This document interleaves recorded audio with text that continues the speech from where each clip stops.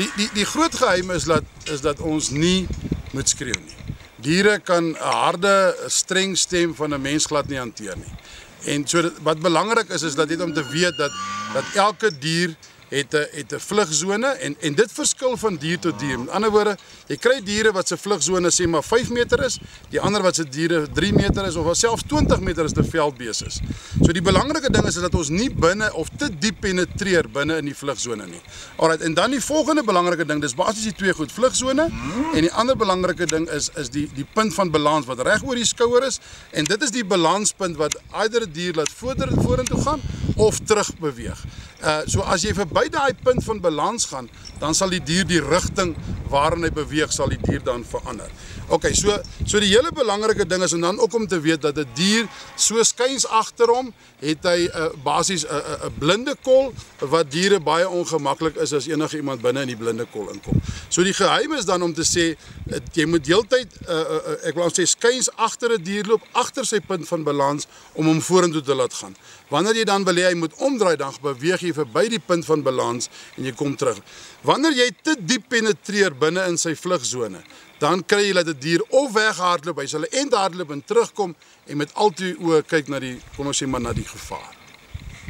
As jy dan weer wil hê die bil moet beweeg, dan gaan jy net weer agter sy pont die balanspunt en dan begin jy weer stadig die druk opsit. En dan gaan hy weer vorentoe. Nou sien jy, daar stop ons weer. So ons beweeg nou nader na die punt van balans en dan sal jy die dier laat stop. So as ons nou hierdie dier wil laat omdraai, dan beweeg ek net verby sy voorkop en jy kan hom laat omdraai na watter kant toe ook al jy wil hê hy moet omdraai. Okay, en dan weer eens kom jy dan agter die punt van balans en binne in sy vlugsone en jy kry hom dan weer aangejaag na waartoe jy ook al hier met hom wil maak.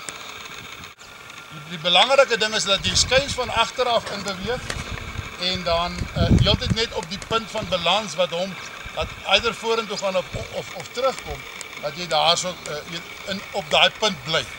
As ons dan nou inkom, weer eens as ons net verbygaan en ons wil hom laat stop, dan kan jy net verbykom en dan staan hy weer. As ons dan weer terug beweeg, dan gaan hy weer vorentoe. Willem beweeg nou in na sy vlugsone toe van skuins agter die punt van balans en daar begin jy sien, daar begin die dier vorentoe loop. So wanneer hy dan wil hê hy moet stop, dan moet hy verbykom, soos net daar staan Willem. En dan kan jy sien, daar is hy by sy punt van balans. Dan gaan staan die dier stil.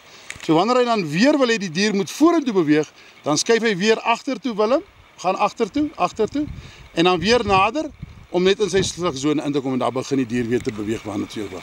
As jy te naby kom soos wat nou gebeur, dan beteken dit jy beweeg te diep in sy vlugsone in en dan kry jy dat hy hardloop.